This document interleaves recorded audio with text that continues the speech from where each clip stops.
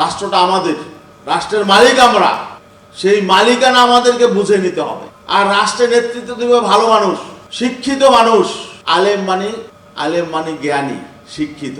আক্ষরিক অর্থেই আলেমরা রাষ্ট্রের নেতৃত্ব দিবে, সমাজের নেতৃত্ব দিবে। কিন্তু আমরা সেই নেতৃত্বের জায়গায় নাই। সমাজ বিনির্মাণে আমরা যা সবচেয়ে বেশি বড় ভূমিকা রাখছি, কিন্তু রাষ্ট্র বিনির্মাণে আমাদেরকে আমরাও অ্যাক্সেস নেওয়ার চেষ্টা করি না, আমাদেরকেও অ্যাক্সেস দেওয়া হচ্ছে না। এই জন্য সামাজিক নেতৃত্ব যেমন আলেমদের হাতে, তেমনিভাবে রাষ্ট্রের নেতৃত্ব এখন আলেমদের হাতে নিতে হবে। কেন নিতে হবে? আমাদের রাষ্ট্রে যারা নেতৃত্ব দিচ্ছে দীর্ঘদিন 53 বছর যাবৎ, দুর্নীতিবাজ নেতৃত্ব, দুর্নীতিবাজ লুটেরা নেতৃত্ব। এই নেতৃত্বের কাছ থেকে রাষ্ট্র ব্যবস্থাকে মুক্ত করার জন্য আলেমদের রাষ্ট্রীয়ভাবে নেতৃত্ব দেওয়ার জন্য এগিয়ে আসতে হবে। রাজনৈতিকভাবে আমাদেরকে শক্তিশালী হতে হবে, কারণ রাজনীতি সবকিছু নিয়ন্ত্রণ করে। রাজনীতি, শিক্ষা, অর্থনীতি, সমাজ সবকিছুকে নিয়ন্ত্রণ করে। রাজনৈতিকভাবে যদি আমরা দুর্বল থাকি, তাহলে আমরা সকল ক্ষেত্রে দুর্বল হয়ে যাব। এই জন্য এখন সময় এসেছে আমাদেরকে রাজনৈতিকভাবে শক্তিশালী হয়ে রাষ্ট্র ক্ষমতায় আমাদের নিয়ন্ত্রণ নেয়া। এই জন্যই ইসলামী আন্দোলন বাংলাদেশ আজকে গোটা বাংলাদেশে ওলামায়ে কেরামকে বলছে রাজনীতিতে আরো সক্রিয় ভূমিকা পালনের জন্য।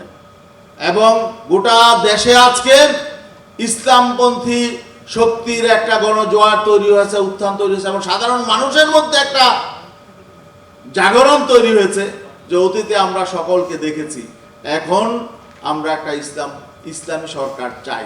ইসলামপন্থী এবং ওলামায়ে কেরামের নেতৃত্বে আমরা দেশটাকে এগিয়ে নিয়ে যেতে চাই। এটা এখন সাধারণ মানুষের মধ্যে এমন একটা আওয়াজ উঠেছে। এটাকে আমরা এই মানুষের যে জাগরণ, মানুষের যে আকাঙ্ক্ষা, এটাকে আমরা বাস্তবায়ন করার জন্য আমাদেরকে ওলামায়ে কেরামকে আরো এগিয়ে আসতে হবে।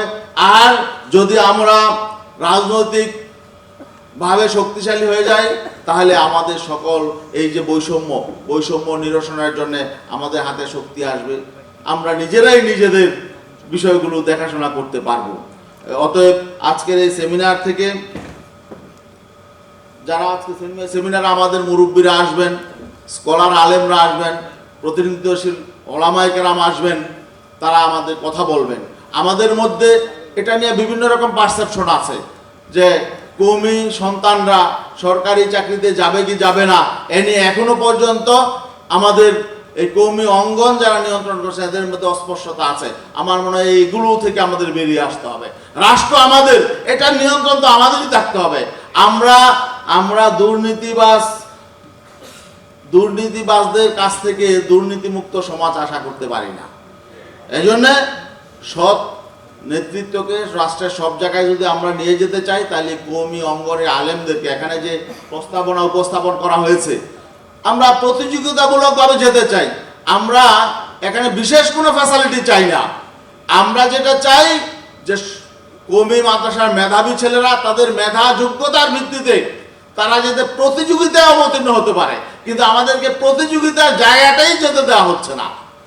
এটা কেমন? পৃথিবীতে এমন কোনো ব্যবস্থা নেই যে একটা বিশেষ শ্রেণীকে এভাবে তাদের জন্য দরজা জানালা বন্ধ করে রাখা হবে, তাদের কোনো অ্যাক্সেসই দেওয়া হবে না। এটা তো হবে না। হ্যাঁ, আমাদের ছেলেরা যদি যোগ্যতায় এবং তারা যদি তাদের মেধা এবং যোগ্যতার ভিত্তিতে তারা যদি অন্যদের সাথে ফাইট করে, প্রতিযোগিতা করে তারা যদি তাদের অবস্থান করে নিতে পারে, এখানে কোনো প্রতিবন্ধকতা সৃষ্টি করা যাবে না। আমরা বিশেষ কোনো সুবিধা চাই না। আমরা আমাদের যোগ্যতা, আমাদের ছেলেদের মেধা যোগ্যতায় আমরা দেশের সেবা করতে চাই, দেশের নেতৃত্ব দিতে চাই, আমাদের অবদান রাখতে চাই। এটা যারা এই কথাকে যারা মূল্যায়ন করবে, আমরা আশা করি তাদের সাথে অনেক রকম ধোঁকা দিয়েছে অতীতে, অনেক রকম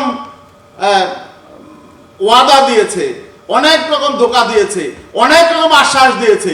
তারা রাজনৈতিকভাবে আমাদেরকে ব্যবহার করেছে, আমাদের আলেমদের কাঁধে ছোঁয়ার হয়ে তারা ক্ষমতায় গেছে, কিন্তু এই শ্রেণীটাকে, বিশেষ করে কওমি অঙ্গনকে তারা কখনোই যথাযথ মূল্যায়ন করে নাই। অতএব আমরা সেই ধোঁকায় সামনে পড়তে চাই না। আমরা আমাদের অধিকার আমরাই ফিরিয়ে নেয়ার জন্যে, অধিকার আদায়ের জন্যে আমরাই রাজনৈতিকভাবে এখন শক্তিশালী হওয়ার চেষ্টা করবো ইনশাল্লাহ।